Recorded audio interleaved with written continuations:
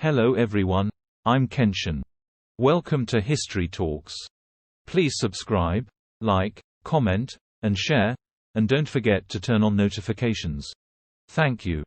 Today, I want to share the story of the most expensive portrait painting by Botticelli. Talking about the auction market, especially in the art field, many would think of Sotheby's, right? On January 28, 2021, the total turnover of the New York Classical Master Auction was $114.5 million. The highlight was a record-breaking bid of $92.2 million in a transatlantic bidding between New York and London, made by an Asian collector. What was auctioned? It was one of the most exquisite portraits created by the Renaissance artist Sandro Botticelli, portrait of a youth holding a roundel. This price not only propelled the painting into one of the most valuable portraits in history, but also made it the second highest priced classic master painting ever auctioned. But before we talk about the painting, let's start with the artist, which got me, originally a designer, very excited. Sandro Botticelli, a painter of the early Renaissance Florentine school, was born into a middle-class family in Florence on March 1, 1445.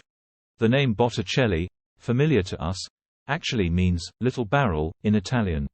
He studied under Verrocchio and was a contemporary of Leonardo da Vinci. In 1470, he broke away from his teacher to establish his own studio. Soon, he gained recognition from the powerful Medici family, which means both his and Leonardo's talents were valued. Due to the Medici family's commissions, he received various benefits and had access to the upper echelons of Florentine society and celebrities, an opportunity that was a stroke of luck for any artist. His two most important works, recognized in art history, are Primavera and The Birth of Venus, at the Medici Villa. Let's talk about these two paintings next. Based on a long poem by the poet Poliziano praising the love goddess Venus, it was a wedding gift for the Medici family members.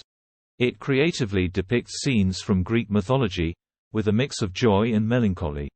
The painting's theme has been a subject of debate in the art world for a long time.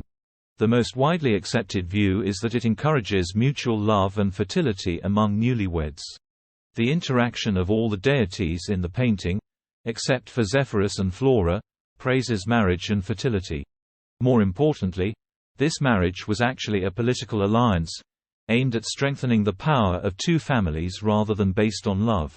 However, here the west wind and the earth still have their significance. Their combination brings the beauty of spring. This reminds the bride that despite the new journey ahead filled with unknowns, it will ultimately lead to happiness and fulfillment. Beyond this painting, another artwork hangs beside Spring in the bride's room, titled Minerva and the Centaur. It carries a completely different meaning, depicting a powerful woman, note, the goddess of wisdom, taming a centaur. This serves as a reminder to the bride that she doesn't necessarily have to be subservient to her husband. She is not just the subject of the marriage but also a companion in facing the future together. As for another famous painting, The Birth of Venus, it's well known. Any friend in the design field has likely used Adobe Illustrator, right?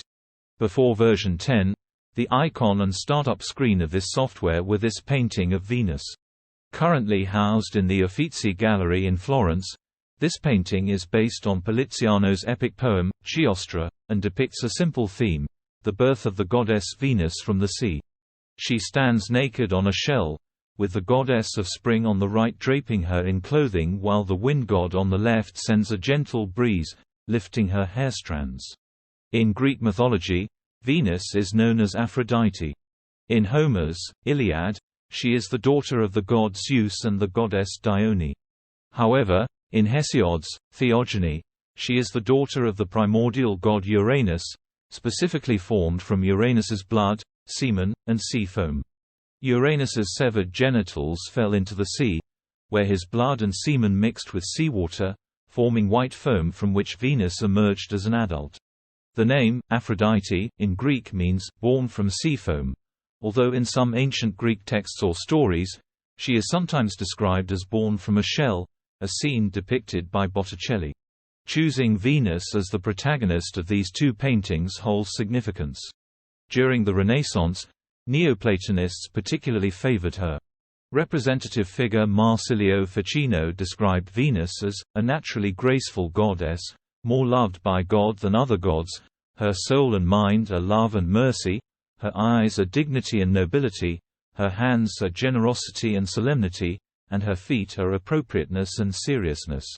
They believed that true beauty lies not in emphasizing physical beauty and harmony but in possessing a transcendental beauty with moral symbolic meaning, a sacred beauty imbued with religious spirit, and Venus epitomizes this.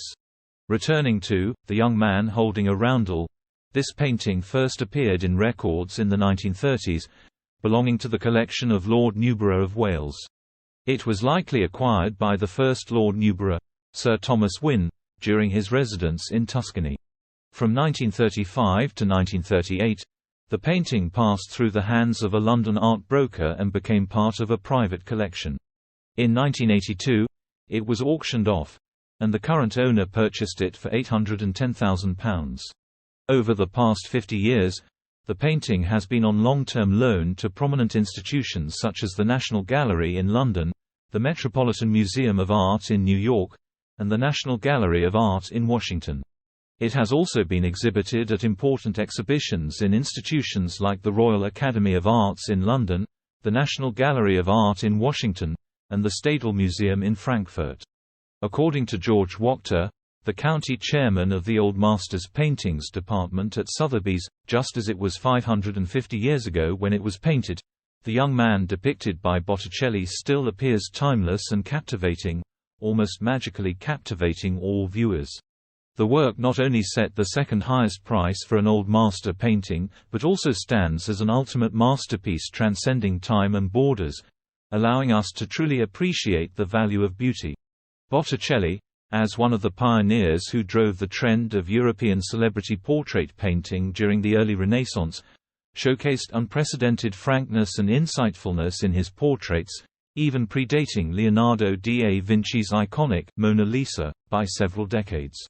While many painters are known to have lived in poverty, such as Van Gogh, who was already a renowned artist during his lifetime, with his works highly sought after by wealthy patrons, it remains a mystery why only a few dozen of his paintings survive to this day. Originally, in 1492, Florence underwent a political upheaval, leading to the expulsion of the powerful Medici family, replaced by the religious extremists of Savonarola. Though his followers should have had little influence, in the infamous Bonfire of the Vanities, he personally burned many of his own artworks, causing his reputation to plummet from its peak to obscurity. Eventually, he faced a destitute and miserable end, relying on charity to survive, and died in 1510, buried in the cemetery of the Basilica di Santa Croce in Florence. The significance of this painting in art history is comparable to that of the Portrait of a Young Man Holding a Roundel with a Cosimo de' Medici badge, in the Uffizi Gallery, and the Portrait of Giuliano de' Medici, in the National Gallery of Art in Washington. It embodies the ideals, charm, and beauty of the Renaissance born in Florence. George Wachter remarked, "Portrait painting is one of the most soul-stirring genres, resonating across different generations for centuries. The young man in this portrait is now 550 years old, yet he looks as if he just stepped into our gallery this morning, like a perpetually youthful figure." This work transcends the boundaries of traditional oil painting, boasting exceptional preservation and exquisite delicacy, making it a pinnacle treasure among Renaissance portraits sought after by collectors.